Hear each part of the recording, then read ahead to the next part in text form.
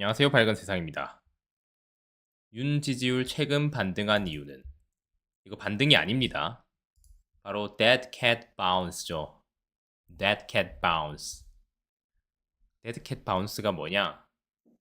주식이 떨어질 때 바로 수직으로 떨어지는 게 아니고 마치 반등을 하는 것처럼 보이죠.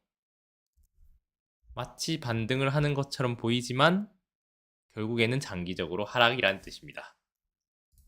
네, 윤석열 대통령의 지지율이 반등한 게 아니고 데드캣 바운스라는 거 여러분들 속으면 안 됩니다. 20%도 무너지나 싶더니 반등한 이유는 한번 읽어보죠. 체코 원전 외교 성과의 23%를 기록했대요. 물론 한동훈 대표랑 독대하는 것, 김건희 여사 문제가 여전히 뇌관으로 작용하고 있다고 했습니다.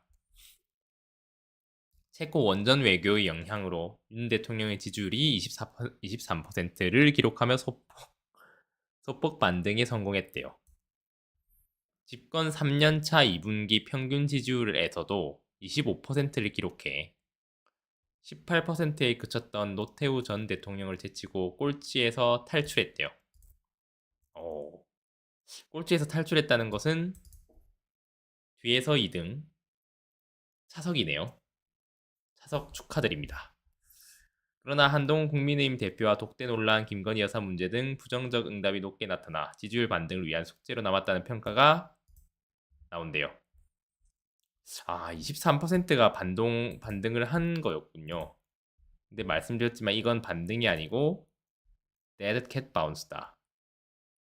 25%, 20%, 23%, 18%, 15%, 10%. 이게 바로 dead cat bounce죠.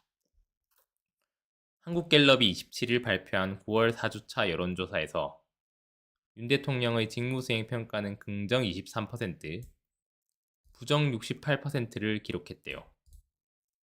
직전 여론조사였던 9월 2주차에 비해 긍정 여론은 20%에서 3% 올랐대요. 부정 여론은 70%에서 2%포인트 하락했대요.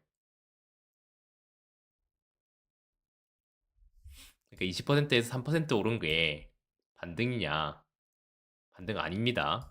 이거 작년에도 똑같은 그런 사건이었죠. 반등하는 것처럼 보였지만 계속 떨어진다. 어쨌든 지지율 상승이 체코 순방과 원전 생태계 부활을 위한 노력 덕분으로 보였대요. 체코와 무역 투자, 첨단 산업, 과학기술 등의 분야에서 총 56건의 MOU를 맺고 복귀했대요. 긍정평가 이후로 외교를 답한 응답자 비율이 10%포인트나 올라 25%를 기록했대요. 그래서 이렇게 늠름한 모습을 보여주고 있습니다. 반면 부정평가에서는 소통 미흡이 2위, 김건희 여사 문제가 5위, 1위는 역시 의대 정원 확대였다. 김 여사의 사과를 계속 요구하는 분위기다. 당장이라도 김건희 여사는 사과해야 합니다. 근데 사과하면 안 된다고 하는 분도 계세요. 왜냐면 사과하는 것 자체가 이제 의료진들도 아시겠지만 사과를 하면 그게 갑자기 증거로 작용하죠. 이제 남자분들도 조심해야 되는 게 미안하다는 말 하면 안 되죠. 웃긴 게 미안하다고 하면 그게 증거로 채택이 돼요. 네가 미안할 짓을 해서 그렇다. 도의적으로 사과한 걸 참 그런 것도 어떻게 보면 어쩔 수 없는 것 같습니다.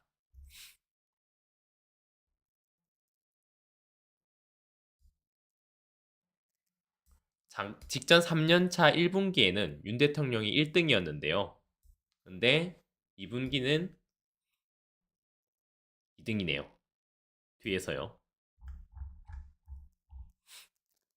사기치지 마세요. 국민이 바보 아니거든. 위기감 느낀 70대 이상 결집 중.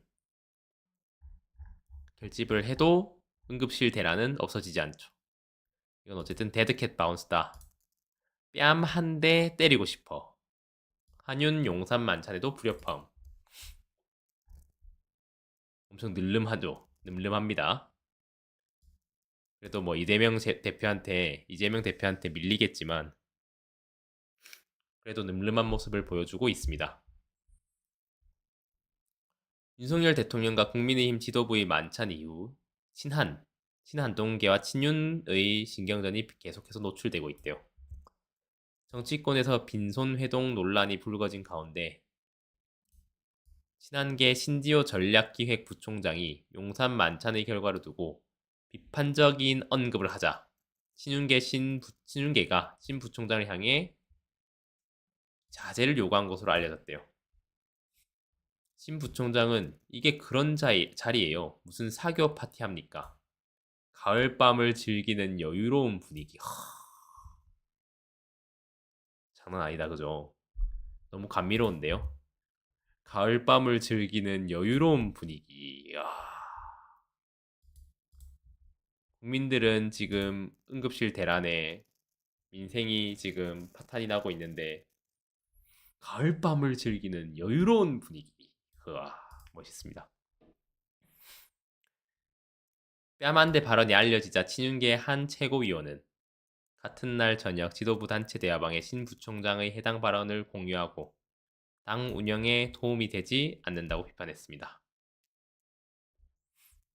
허위 사실이라고 반박하는 일까지. 이야, 이거는 60대 이상 여성분들이 많은데요. 국민들 눈치도 안 보고 만찬 여유로운 분위기라고 한 거. 김민전, 인유한, 김재원 셋 중 하나임? 뺨으로 끝나서는 안 되고 그냥 패야함. 추경호님, 독대 공개 요청 기자들에게 흘린 여권 관계자도 너님이시고 기자를 만나서 맨날 한 대표 욕하고 다니는 거 세상이 다 알아요. 아는 기자가 추경호가 욕하더라고 전해준 사람만 사라지면 가을밤 여유롭게 가을밤을 여유롭게 즐기시다니. 네, 여유로운 분위기 많이 즐기시고요. 신지호 놓고 충돌했다고 해당 행위 안 했다. 이게 그거죠. 추경호 원내대표가 친한계인 신지호 전략기획부총장을 문제 삼았대요. 개인 유튜브에서 사실이 아닌 발언을 했다면서 사무총장에게 사실관계 확인을 지시했대요. 추경호 원내대표가 기자들을 개인적으로 만나서는 매일 한 대표 욕만 하고 있다는 거예요. 한 대표 비판에서 뭔가 잘 될 수 있다면 저는 그것도 필요하다고 봅니다만 잘 될 수가 없잖아요. 가을밤 여유로운 분위기. 진짜 뭐 성질 같아서는 가서 싸대기 한 대 때리고 싶은 사교 파티 합니까? 해당 행위 한 적 없다. 네, 이거는 비공개. 상급병원 입원료 50% 이상. 그렇죠. 이거는 누구를 위한 의료개혁인가? 국민을 위한 의료개혁이다. 의료 민영화를 통해서 병원을 좀 더 고급스럽게 운영을 하겠다라는 그런 방침이죠. 응급실이어 4인실 이하 비용도 인상 계획. 시민 부담만 늘어. 보건복지부가 지난달 발표한 의료개혁 1차 실행 방안 중 하나인 상급 종합병원 구조 전환 시범 사업의 주요 내용을 보면 상급 종합병원의 중증 환자 비중을 높이는 계획도 있지만 일반 병상 비중을 지역별로 5에서 15% 줄이기 위해 4인실 이하 입원료를 50% 인상하겠다. 윤석열 정부가 상급 병원 일반 병상 축소하는 표면적인 이유를 중증 환자 비율을 높이기 위해서라고 하지만 실제 속내는 연간 건강보험 재정 3조 3천억을 입원 수술하는 시민의 입원료와 수술비를 올려서 그 손실을 메꾸고 그 대신 상급 병원에 인센티브를 지원하겠다는 것이라고 비판했다.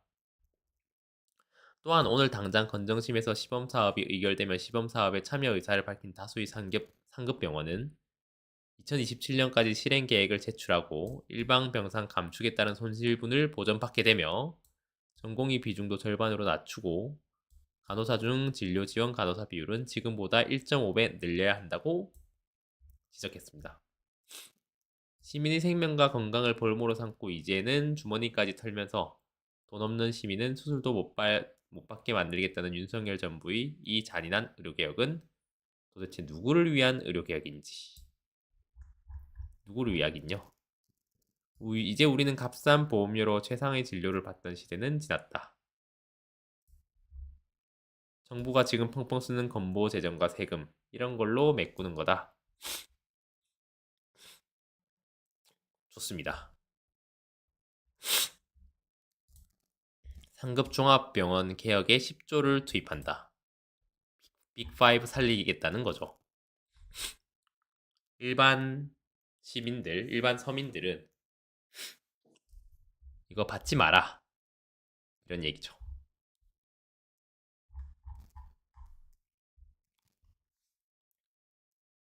의료 개판되니까 구멍난 곳을 땜질하느라 돈을 마구 쏟아붓네. 이게 개혁이냐? 개판이지. 근데 이거는 해야 되는 겁니다. 이 대한민국 국민들에게 과도한 혜택을 줄 이유가 없는 거죠. 의료개혁의 진심인 윤 대통령 한번 들어보시면 좋을 것 같습니다.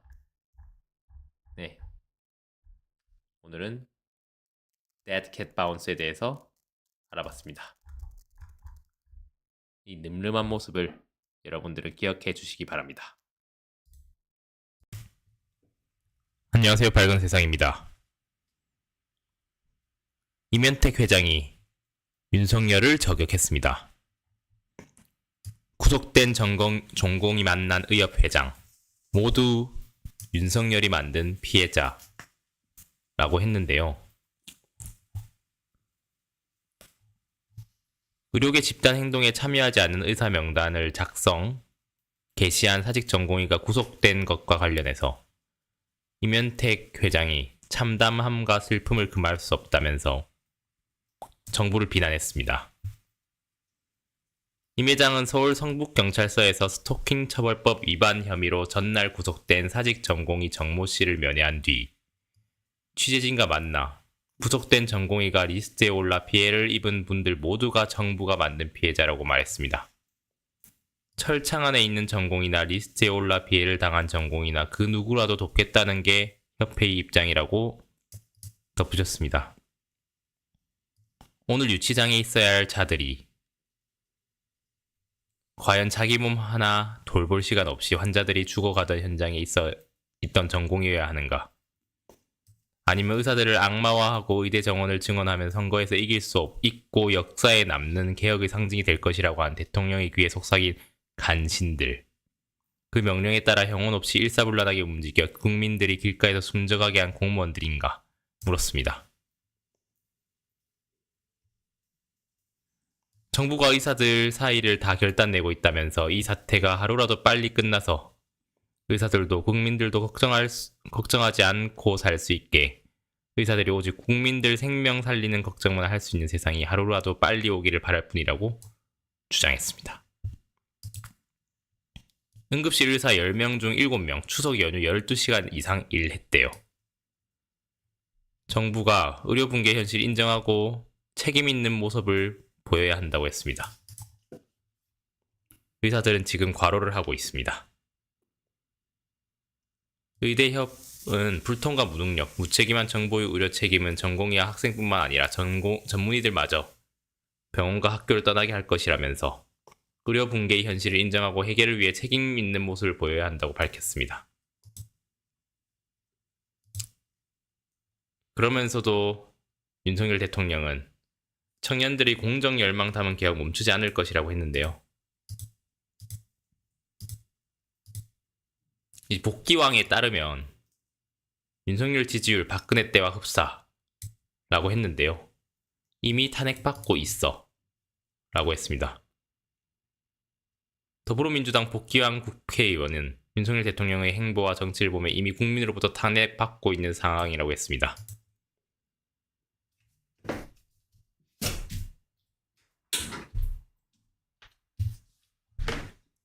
윤석열 탄핵준비위원회 연대, 탄핵연대에 참여하고 있는 보기원은 YTN 라디오 뉴스 뉴스타파 파이팅 배승희입니다. 인터뷰에서 당이 달라도 성공한 대통령이 되길 간절히 바랐다. 그러나 그동안 행보를 보면 민생과 전혀 거리가 먼 반대로 가고 있다. 라고 했는데요. 보기원은 특히 박근혜 대통령 말기 지지율을 보면 한 20% 정도였고 맨 끝에는 10%대로 무너졌다. 지금 윤 대통령 지지율을 보면 거의 그때와 흡사하다. 그것이 굉장히 장기간 진행되고 있다며 이미 국민들은 윤 대통령을 탄핵하고 있다는 것은 정부 여당을 무겁게 받아들여야 될 것이라고 압박했다고 합니다. 국민 분노 임계점, 윤 정권의 싸늘한 추석 민심, 탄핵론 힘 받을까? 이런 얘기도 하는데요. 김민석 더불어민주당 최고위원이죠. 추석 민심 관련 기자간담회에서 현재는 국민의 분노가 임계점에 달해 심리적 정권 교체가 시작된 초입 국면이라고 했습니다. 체감 민심과 여론조사를 종합해보면 추석 밥상의 최대 화두는 의료 대란과 분노였다고 했습니다. 윤석열 정부의 국정 지지도는 긍정 20%, 부정 60%대로 회복 불가 상태가 고착화되고 있다고 했습니다. 박근혜 정부 당시 갤럽과 리얼미터 기준으로도 국정 지지도 20%대는 정권 붕괴의 전조였다고 했습니다.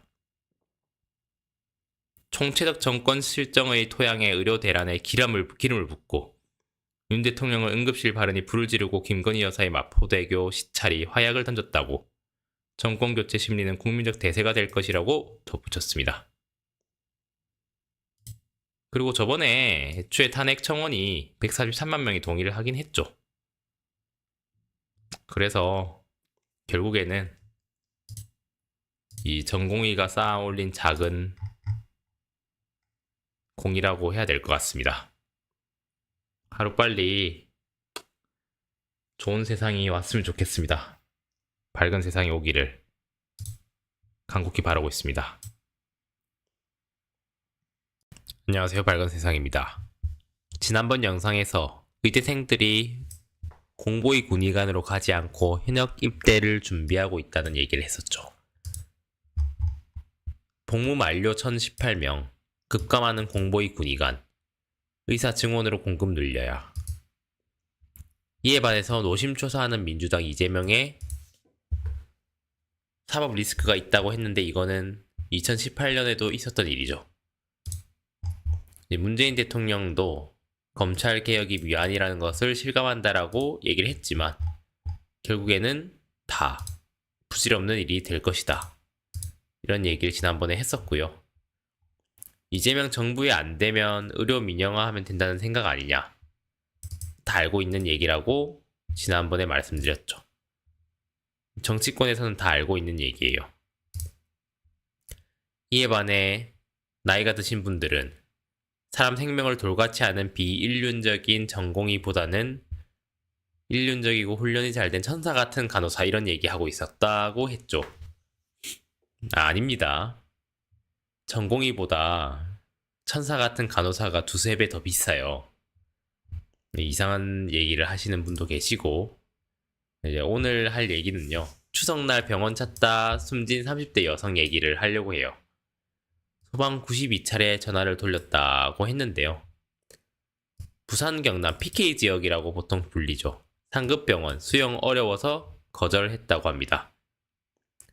지난 추석 연휴에 부산에서 심정지 증상을 보인 30대 여성이 상급병원을 찾던 도중 숨진 가운데 이 여성을 이송하던 소방당국이 92차례 전화를 돌린 사실이 추가로 알려졌대요.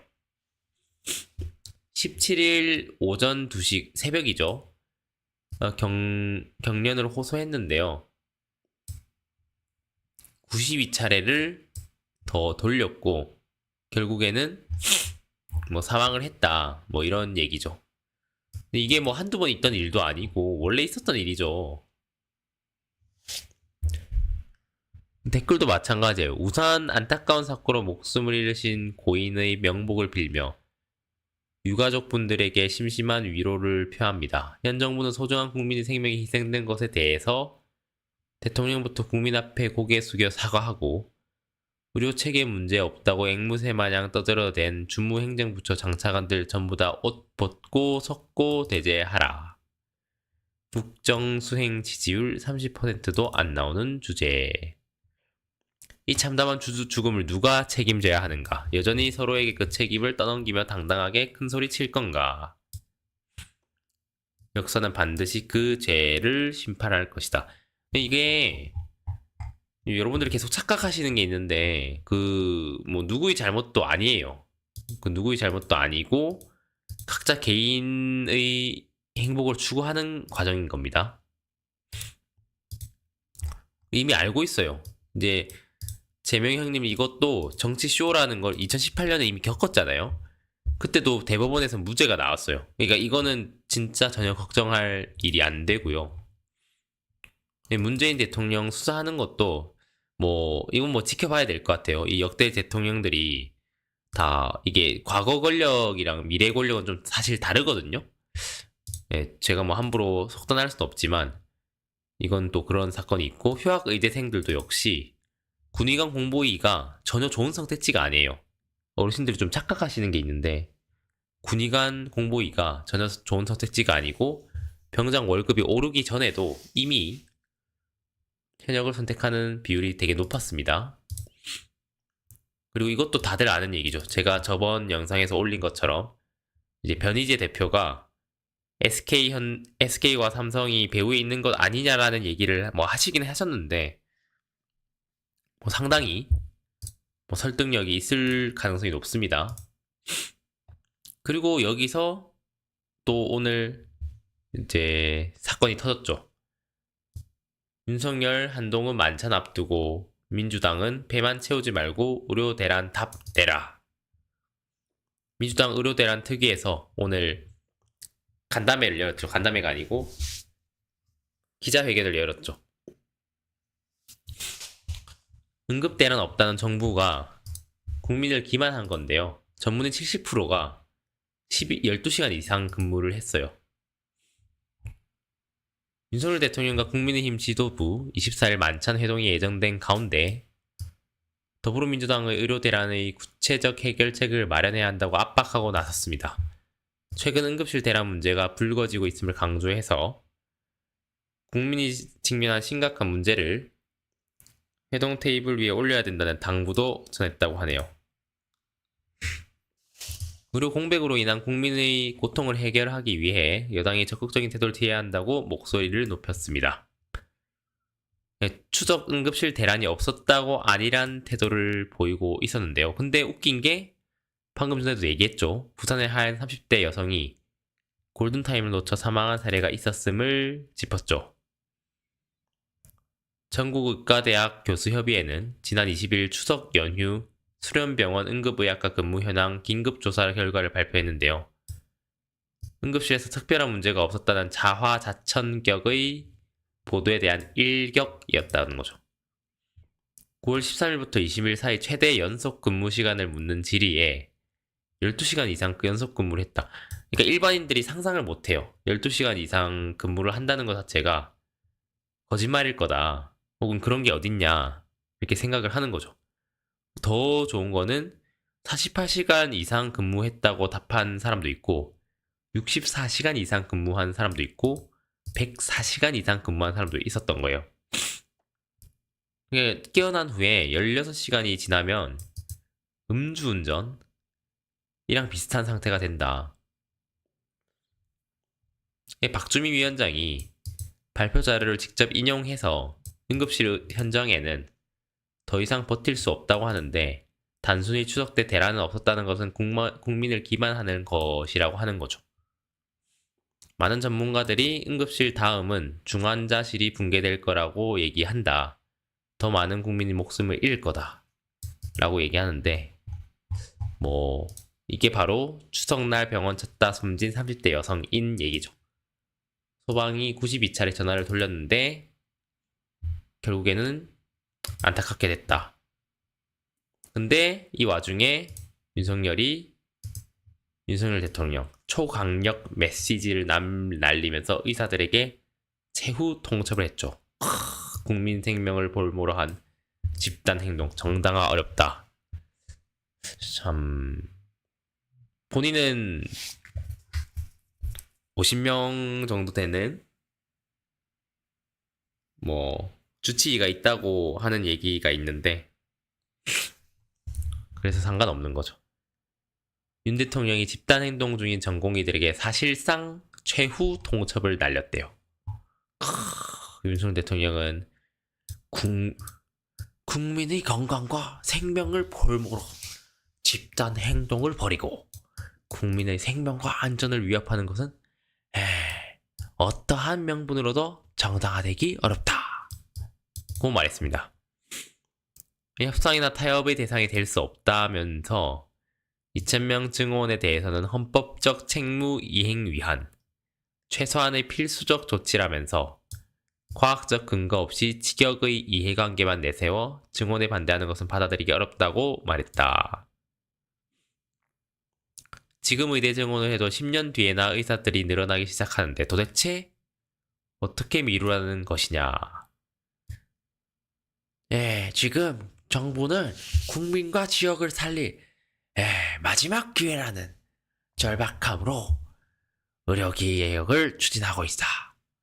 국민이 아플 때, 제대로 된 치료를 받지 못한다면 국가가 헌법적 책무를 다하지 못한다는 것이라고 말했다고 합니다. 뭐 엄정 대응하겠다고 했는데 불가능하죠. 이거를 어떻게 해결할 거냐 대단히 쉽지 않습니다. 쉬운 얘기는 전혀 아니고요. 마찬가지로 독대 거절당한 한동훈 리더십 타격이 불가피하다. 사실 한동훈도 저번 영상에서 말씀드렸던 대로 사실 박단이랑 얘기를 하겠다라고 얘기를 해놓고 막상 하자고 하니까 아니었죠. 다 구라라고 볼 수 있나? 그렇다고 볼 수 있죠. 윤 대통령과 한 대표 간 갈등 해결 가능성이 전혀 없진 않다. 둘 사이 독대가 따로 이루어질 수도 있다라고 하는데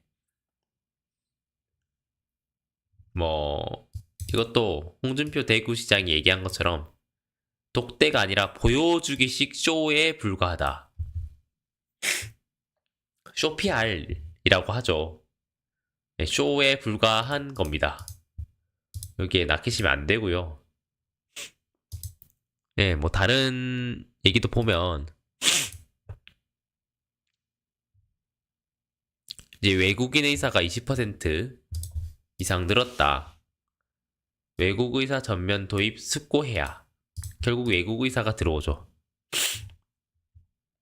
최근 5년 외국인 의사가 20% 늘었대요.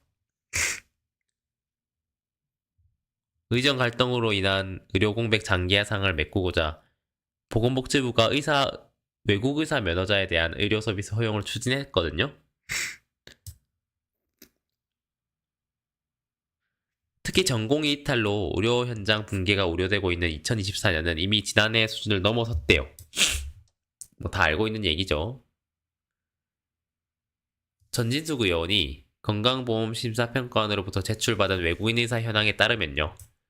2019년 452명에서 2024년 6월 546명으로 최근 5년간 20.8% 증가했대요. 452명, 472명, 485명, 500명, 521명, 546명. 외국인 의사 중 전문의는 매년 80%대를 유지했고요. 일반인은 매년 80명 수준이었다고 합니다. 외국인 의사 들어오세요. 제발. 근데 사실 이게 웃긴 게 20% 증가해서 굉장히 많이 는 것처럼 얘기했잖아요. 100명도 안 늘었어요. 의사가 10만 명이 넘는데 100명이면 0.1%죠. 0.1%를 과연 할 수 있냐? 제발 들여와라. 지난 5월 보건복지부는 외국 의사 면허자의 국내 의료 행위 승인 법적 근거, 의료법 시행규칙 제18조를 개정해서 재난관리 및 기본법 제38조 2항에 따른 심각 단계 위기경보가 발령된 경우에 외국 의사 면허자 국내 의료 행위 승인하겠다고 입법 예고한 바 있대요. 찬성 65건, 반대 1628건으로 댓글이 달리면서 경론이 이어졌고요. 아직 개정되진 않았대요. 내외 산소 필수 의료 과목 중심으로 외국인 의사가 늘어난 배경이 무엇인지 면밀한 검토가 필요해 보인대요. 제발 받아들여라. 의사 수가 절대적으로 부족한 상태에서 수입도 필요하고 국내 의사들과 성내의 경쟁도 필요하다. 0.1%인데 무슨 선의 경쟁 얘기하고 있습니까? 2025년뿐만 아니고 2026년에 의대 정원은 계속 늘려야 할 거고, 제발 늘리세요. 네, 제발 늘리고. 기사 내용 보강이 필요한 듯. 진짜 외국인 의사야 한국인이면서 외국 의대 면허 소지자를 정확하게 구분할 필요가 있고, 현재 대한민국 의료법으로는 외국 면허 소지자가 한국 의사 면허를 위한 국가고시를 통과해야만. 그러니까 진짜 외국인 의사라는 게 외국 의대를 나온 한국인이냐, 진짜 외국인이고 외국 의사냐, 지금 말장난에 불과하다는 거죠. 제발 들어와라. 네, 그렇게 들어왔으면 좋겠습니다. 개원하는 응급의학과 전문의가 1년 반 사이 30% 정도 늘었다고 하네요.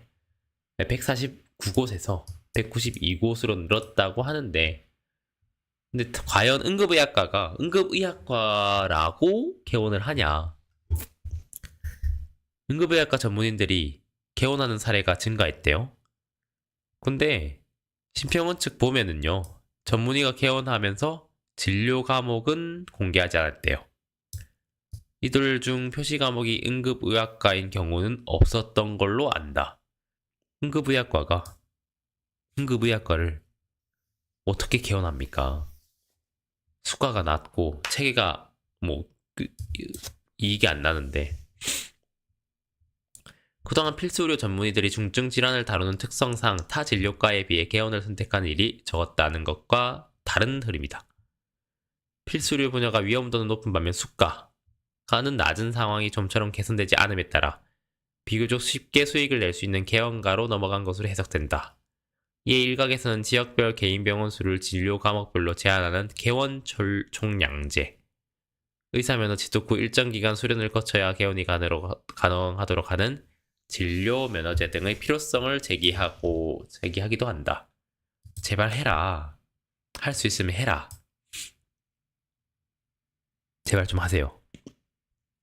부탁드립니다. 여기 댓글도 없네요, 심지어.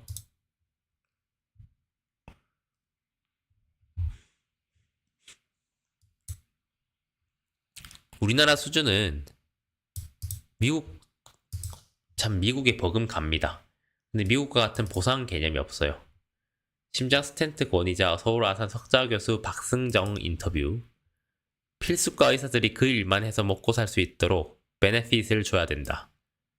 혈관 확장, 심장 스텐트 시술 분야의 세계적 권위자로 통하는 박승정 서울 아산병원 심장내과 석좌 교수는요, 23일 본지 인터뷰에서 베네핏과 인센티브는 필수과 의사들의 생존이 달린 문제라며 이같이 말했습니다. 지금까지 한국 의료는 미국 등을 지향하며 달려왔고 짧은 시간 엄청난 발전을 이뤘다. 하지만 미국과 같은 보상의 개념은 한국 의료에 존재하지 않았다. 정말 잘못된 것이라고 했다. 환자 생명을 다루는 필수과 의사들의 소송 부담도 덜어줄 필요가 있다고 했습니다. 제가 젊었을 땐 환자를 살릴 확률이 50% 정도만 돼도 보호자가 뭐라 하든 시술을 했다며, 지금은 응급 환자의 보호자 상당수가 소송 제기를 염두에 두고 응급실에서부터 의사의 말을 녹음하기 때문에 의사도 방어적 진료를 한다고 했습니다. 저 역시 적극적으로 치료를 잘 못한다고도 했습니다. 의정사태와 관련해 박 교수는 의사의 경쟁력은 자기만의 컨텐츠를 갖추는 것, 이런 측면에서 올 초 사직한 후배님들의 걱정이 된다. 제2, 제3의 박승정이 앞으로도 나오겠느냐 질문에 그리 될 것이라고 본다면서 한국 후배들의 의사들은 저력이 있고 열정도 있고 똑똑하다고 했습니다. 박승정 석좌교수 연구실은 서울 송파구 아산병원 동간 3층 심장내과 중환자실 바로 옆에 있습니다.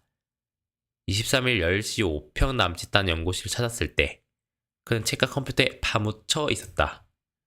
그는 책상 위에 굴곡진 45인치인 컴퓨터 모니터를 응시하고 있었습니다. 모니터에 이 병원 심장 혈관 스텐트 시술 장면이 실시간으로 중계되고 있었대요. 모니터 옆에 200여 권의 책들이 아기 키 높이만큼 빼곡히 쌓여 있어 그의 모습은 검은 정수리로만 겨우 보였대요. 의료계 문익점으로 불린대요. 왜냐하면 1990년 초에 스텐트 시술을 120번 정도 했던 캐나다 의사를 찾아가서 한국에서도 할 수 있게 금속 스텐트 2개만 빌려달라고 부탁했대요. 그걸 가방에 넣고 귀국해 1991년 처음으로 시술을 했대요. 의료계 반발이 있었는데 그 당시 흉부외과계로부터 검증되지 않은 불법 시술이라며 고소를 당하게 됐대요. 세계적으로 생소한 시술이었으니까. 결국 그의 6개월 정도 스텐트 시술을 못했대요. 미국에서도 크레이지 박으로 불렸대요. 레프트 메인이 좁아진 환자가 스텐트 시술을 할 수 있다고 했는데 그 전까지는 100% 외과 수술만 했대요. 그랬더니 청중석에 있던 미국 하버드 의대 교수들이 일어나 라이어, 크레이지라고 했다고 합니다. 전공 이탈로 영향이 오래 갈 거라고 보냐. 이미 7개월이 지났지 않냐. 의료는 대장간 장인 시스템과 비슷하다. 인턴은 바로 위 레지던트 1년, 1년 차는 2년 차한테 배우고 이런 현장 교육 시스템이 무너지는 것 같아 걱정이다. 의정 갈등이 얼마나 갈까? 단기간에 끝날 것 같지 않다.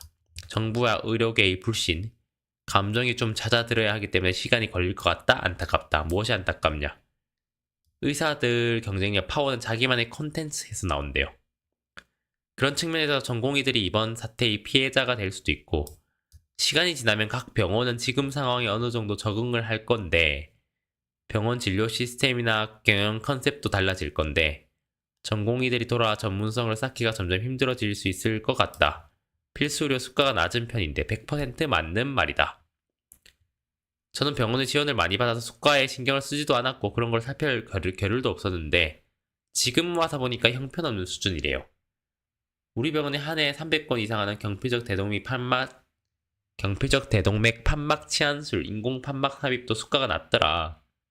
이 시술의 수가는 52만 원 정도로 미국의 40분의 1. 미국은 2천만 원인 거죠. 어떻게 해야 하냐? 인턴 성적 1등인데 피부과를 가더라. 최소한 1등이 내과나 외과 등 필수과로 갈 수 있을 만큼 수가 현실이 필요하다. 필수 진료과 의사들도 먹고 살아야 되지 않나. 지방은 상황이 더 안 좋지 않나. 참 이게 쉽지 않아요.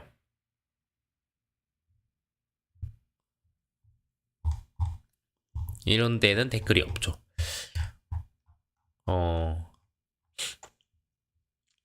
좀 되돌아볼 필요가 있어요. 물론 이제 조선일보의 이 스탠스가 바뀐 게 좀 한편으로는 이해가 되기도 합니다. 잘 봐야 될 것 같고요. 결국에는 이 사건의 해결사는 이재명이다. 네, 일단 이재명이 이 사건을 좀 어느 정도 해결할 수 있을 거라고 생각을 해요. 의협은 한동훈 대표가 신뢰 기반 태도 변화 보여줬다고 하는데 과연 그랬을까요? 대전은 내부에서 적극 문제 해결 바라는 목소리가 많거든요. 한 대표가 처음으로 신뢰에 기반한 태도를 보여줬다고 긍정적으로 평가했대요. 근데 이제 이러고 나서 박단 페이스북 보니까 전혀 아니었죠. 안철수 의원과 의대생이 간담회를 했거든요. 근데 이재명만큼 이펙트가 없죠. 결국 답은 이재명이다. 빨리 11월에 1심 선고가 나야 돼요. 그래야 그 이후로 좀 해결이 될 것 같아요. 오늘은 또 여기까지 한번 해보겠습니다. 영상 시청해주셔서 감사합니다. 안녕하세요. 밝은 세상입니다. 결국 윤석열 정부는 의료 민영화 향한 첫걸음을 내딛었다고 했습니다. 의료개혁 특위에서는 상급 종합병원 종별 가산으로 기관별 총액 보상을 전환했어요. 의료질 저하와 사보험의 공보험 대체로 이어질 것이다. 영상의학과 봉직의가 이 영상을 가장 많이 읽고 있습니다. 지난달 30일 의계특위가 발표한 의료개혁 1차 실행 방안에는 여러 가지 논의가 있대요. 과학적 근거 확보 위해 논의기구를 설치하겠다고 했지만 결국에는 의료 민영화로 나아가는 첫걸음이다. 결국에는 이 지금 형태만 봐도 백발이 다 된 머리가 다 빠지신 분이죠. 이분들이 어떻게 될 것이냐? 이 의료 민영화가 될 것이다. 그런 얘기했죠. 의료개혁은 의료재벌과 보험사를 배불릴 은밀한 민영화다. 소재, 본과 2학년, 의료 민영화 및 수도권 6,600병상 수급에 관한 보고서. 대한의사협회가 주관한 의료정책 공모전 우수상 중 두 번째 소개할 만한 내용은 바로 이 학생 2명이 만든 보고서인데요. 오랜 기간 고성장 시대 무임승차에 지탱해온 관료 집단의 보건의료 정책이 실패하고 이런 역사가 반복돼 대학병원의 무분별한 팽창과 의료의 민간 부분 쏠림, 이것을 해결하지 못했다. 의료 선진국 대한민국의 수명은 다해간다. 태초부터 잘못 설계된 정책은 경제 발전의 황금기야 대한민국을 일시적으로 의료 선진국으로 만들었지만 경제 침체 국면과 저출산 고령화를 맞이하여 의료위기는 예정된 수순이었다. 형사 기소 건수가 일본의 265배, 영국의 895배에 달한다는 충격적인 사실은 이미 의료에서 완전히 훼손된 사회적 신뢰를 보여주고 있다. 결국에는 이재명도 인정했죠. 의료 민영화하면 된다니 생각, 걱정 커지고 있다. 이재명 대표는 의정 갈등과 관련해 정 안되면 의료 민영화를 하겠다. 정 안되면이 아니죠. 지금도 의료 민영화를 하고 있죠. 비상진료에 2.2조를 투입했다고 합니다. 2조 2천억을 투입했는데 건보재정 어쩌긴요. 일부러 바닥을 내는 거죠. 의사들이 파업을 해서 비상진료 체계를 가동했기 때문에 결국에는 우리가 민영화를 할 수밖에 없었다. 이게 바로 정부의 목적인 거죠.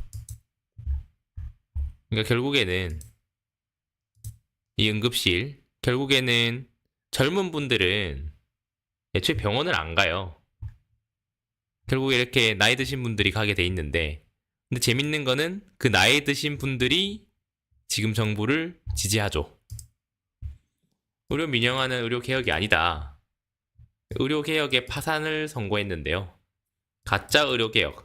근데 의료 개혁이 맞죠. 재벌들이나 정부 입장에서는 이게 의료 개혁이 맞아요. 그리고 저도 찬성합니다. 이 의료 개혁에 찬성해요. 왜 찬성하냐? 이 건강보험이 재정이 거덜날 수밖에 없거든요. 그래서 이 의료 민영화를 적극적으로 밀고 있다. 근데 괜찮아요. 네, 돈 많으신 분들은 괜찮고 돈이 없으신 분들이 문제죠. 이제 다들 이제 각자 도생의 시대가 왔다라고 얘기하는 게 바로 이런 부분인데요. 각자 도생을 하시기 바랍니다. 이렇게 응급실에 실려가면 미국처럼 응급실 차 한번 타면 100만원, 200만원씩 나오는 이제 그런 시대를 저도 원해요. 네. 왜냐면은 아무나 병원 이용을 하면 안 되죠. 원래 치료라는 것은 옛날부터 아무나 받아왔던 게 아니죠. 의료 시스템이라는 거는 결국에는 이 서민들을 위한 제도가 아니죠. 건강보험이 지금 적자를 기록하고 있고 민간보험으로 빨리 넘겨야 돼요. 네, 의료 민영화 적극적으로 동참합니다. 근데 이 의료 민영화를 막기 위한 인물이 바로 한동훈이죠. 그러니까 한동훈이 욕을 먹는 거죠. 왜냐면 60대 이상 어르신들은 의료 민영화를 지지하죠. 진짜 심각한 상황인가? 심각한 건 당신들 건강이죠. 근데 이분들도 의료 민영화를 다 지지하고 있는 거죠. 보시면 아시겠지만 이재명이 온몸으로 남겨주신 희망의 씨앗. 이 국민들의 생명을 신경 쓰는 분이죠. 그러니까 인간이 먼저 되거라. 악플 달지 마라. 약자들을 생각하고 국민만 바라보는 국민 바보 이재명. 따뜻한 마음씨와 애민 정신으로 대통령 되시면 정말 잘 하실 듯. 결국에는 이 의료 대란, 의료 민영화를 위한 첫걸음이죠. 근데 의료 민영화가 됐으면 좋겠다. 그게 바로 대통령실의 입장이죠. 이렇게 실려가는 모습 보세요. 안타깝죠. 근데 이거를 살리려고 하시는 분은 누구냐? 이재명이죠. 이재명은 이렇게 국민 한 명 한 명을 소중하게 대해요. 근데 이 윤석열 대통령은 당연히 소중하게 생각하시겠죠. 그러나 지금 하시는 행동을 보면 그렇지 않다. 이 5, 60대 어르신들 어떻게 할 거냐? 어떻게 하긴요. 결국에는 제가 영상을 올려놨죠. 어르신들은 안타깝지만 요렇게 참 지금 이 작금의 대한민국 사태가 통탄을 금치 못할 수 없습니다. 네, 이렇게 모습만 봐도 이 지금 일하고 있는 분들 다 젊은 분들이죠. 네, 너무나 안타깝습니다. 그러나 이것은 의대생들은 국가장학금은 달라고 하고 있죠. 당연하죠. 왜냐하면 이 의료 파탄의 책임은 정부에 있으니까요. 결국에는 이재명이 대통령이 된다. 아, 이 윤석열 대통령의 장엄한 표정 보십시오. 뚜벅뚜벅 의료 민영화를 향해 걸어가겠다. 얼마나 장엄합니까? 뚜벅뚜벅. 그런 모습도 필요하다. 볼 수 있습니다. 이재명 대표는 이렇게 한 분 한 분 희망을 남긴 채 절망적인 상황 속에서도 수많은 이들을 위로했던 우리들의 영웅. 이것도 참 인간적인 면모가 보이죠. 그렇지만 이렇게 뚜벅뚜벅 걸어가는 모습도 필요하다. 그렇게 볼 수 있습니다. 이분을 지지하고 있는 5, 60대, 70대 어르신들의 운명은 이제 이렇게 되는 거죠. 그러나 이분들도 의료 민영화를 지지하는 거죠. 왜? 의료 민영화 되면 뭐가 좋냐? 이제 이분들이 뺑뺑이를 안 돌아도 돼요. 응급실 의료 문턱이 높아지기 때문에 더 이상 뺑뺑이를 돌 이유가 없죠. 바로 치료를 받을 수 있습니다. 원래 공적인 영역에서 민간 쪽으로 넘어오면 효율성이 극대화되죠. 이제는 이런 일이 나타나지 않아요. 왜냐면 의료 민영화가 되면 이렇게 기다릴 일이 없어요. 바로바로 진료를 받을 수 있게 되는 겁니다.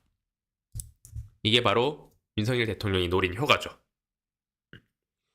그러니까 여러분들도 다 지금 의료개혁에 동참을 하시기 바랍니다. 의료개혁에 동참을 하셔서 전부 가능할 수 있도록 해야 되죠. 신생아 진료 의사의 한숨. 인력 부족, 돈으로 해결할 수 없다. 돈으로 해결할 수 있죠. 의료 민영화가 되면 됩니다. 어떻게? 뚜벅뚜벅 걸어가면 되죠.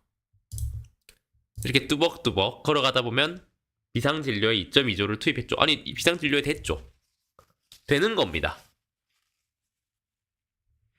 근데 이분은 뭐라고 하냐?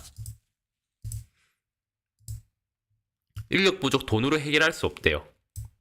신생아 진료 인력난을 토로하고 있는데 신생아 분과 전문의가 245명이래요. NICU당 3명 수준인데 돈으로 해결할 문제가 아니다. 아니에요. 돈으로 해결할 수 있어요. 의료 민영화 뚜벅뚜벅 가면 되는 거죠. 뚜벅뚜벅 가자. 이렇게 뚜벅뚜벅 가면 되는 거예요. 얼마나 멋있습니까? 최근 조산 위험이 있는 고위험 산모가 출산한 병원을 찾아 뺑뺑이를 도는 사건이 발생하자 집중치료실에서 근무하는 의료진의 한숨도 깊어졌대요. 의장 갈등이 이전부터 신생아 진료 분야가 인력난으로 허덕였던 만큼 당장 무너져도 이상하지 않은 상황에서 다음 내 차례인가. 전대 소아청소년과 김진규 교수가요. 인력이 부족해서 한 명만 당직을 서는데 만약 쌍둥이나 미숙아인 경우에는 환자를 받기 어렵다고 토론했죠. 혼자 당직을 서면서 실수라도 하면 어제까지 멀쩡하던 아이가 바로 죽는데요. 부를 사람도 없고 달려와줄 사람도 없다. 민영화 하면 다 해결되죠. 의료 민영화가 답이죠. 의정 갈등이 끝난다고 한들 인력 부족 사태가 해결될지는 의문이라고 했다. 정부가 뚜벅뚜벅 하고 있잖아요. 뚜벅뚜벅 하는 거를 지지하시기 바랍니다. 복지부에 따르면 6월 기준 신생아 집중치료실에 남은 전공의는 7명에 불과하다.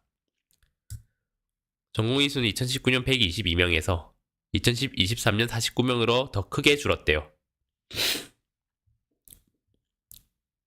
소청과 전공의 지원율이 무너졌는데 신생아 분과로 몇 명이냐 오겠냐. 정부는 신생아 집중치료 지역센터를 신설하고 관련 입원료와 전담 전문의 수가 인상 등을 생각하고 있대. 수가 인상하면 되죠. 근데 건보료는 아니에요. 그럼 답은 뭐냐? 민영화다. 뚜벅뚜벅 민영화되면 인력 부족이 더 이상 생기지 않습니다. 돈을 더 준다고 해서 누가 신생아 진료를 하러 오겠냐? 촉탁이들은 늘어날 수 있지만 보통 1년 계약직이다. 괜찮죠? 너무 좋은데요? 방법이 없다. 소청과의 대못을 박아버렸다. 100만 원을 더 준다고 누가 인생을 걸겠냐. 우물한 개구리처럼 의미 없는 방법만 대부리할 것. 정부에 바라는 것도 없어졌다. 건보 재정도 한계가 있는데 언제까지 당직비를 올리는 정책으로 연명할 수 있겠냐. 다른 좋은 정책을 들고 나오더라도 이제는 들을 여력도 없다. 생즉사 사즉생 각오로 당장 희망을 품기는 어려울 것이라고 했다. 아닙니다. 의료 민영화하면 됩니다.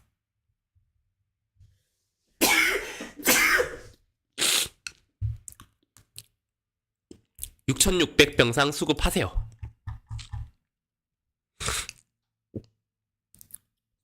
보건복지부 정책평가에 따르면 광범위한 건강보험 보장성 강화 정책은 의료 접근성을 제고하는 순기능이 있는 반면 과잉 진료 등을 유발한다. 재정 건전성 유지 위협 요인으로 작용한다. 공공부문에서도 수익성이 충분하다면 재원을 쏟아서 실패할 공공의료의 수명을 연장할 뿐 훨씬 근원적으로 의료 공공성을 개선할 수 있기 때문이다. 과다 의료 이용과 민간 부문 쏠림 문제가 서서히 해결되면 의사소득이 감소하는 영향도 있어 적정 수준에 머무른다.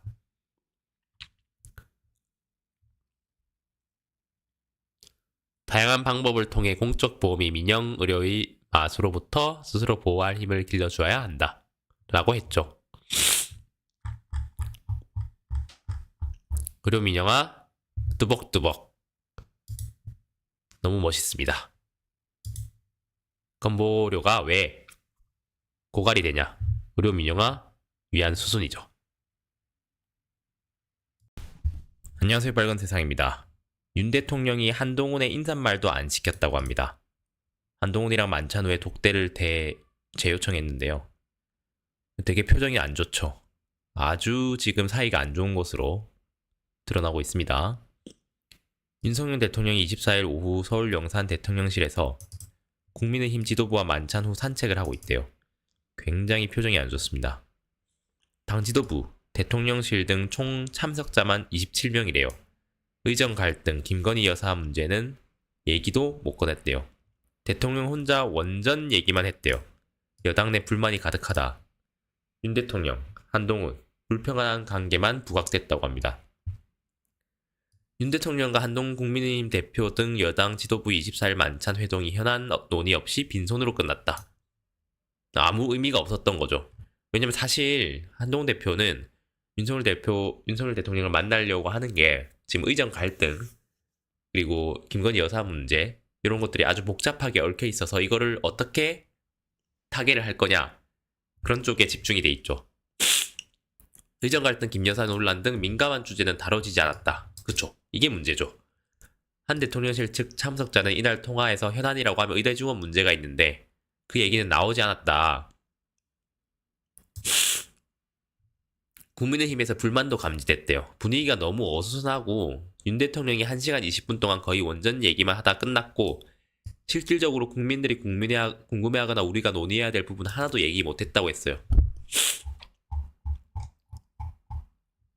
여기 60대 이상, 50대 이상 어르신들도 능력이라고는 없고 원칙은 더더욱 없고 오로지 있다면 경로만 있는 윤석열.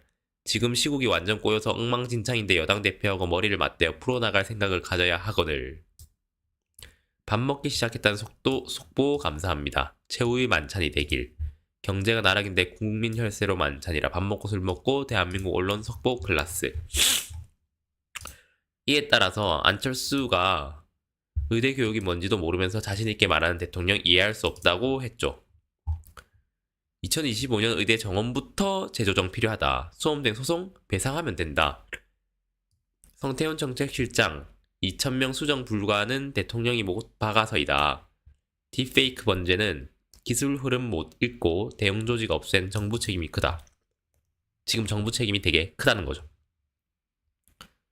지난 2월 6일 정부가 2025년 의대 정원을 2,000명 증원하겠다고 발표한 때부터 안 의원은 증원을 1년 유예하고 공론화위원회를 만들어서 2026년부터 증원 규모를 과학적이고 합리적으로 정하자고 주장했죠.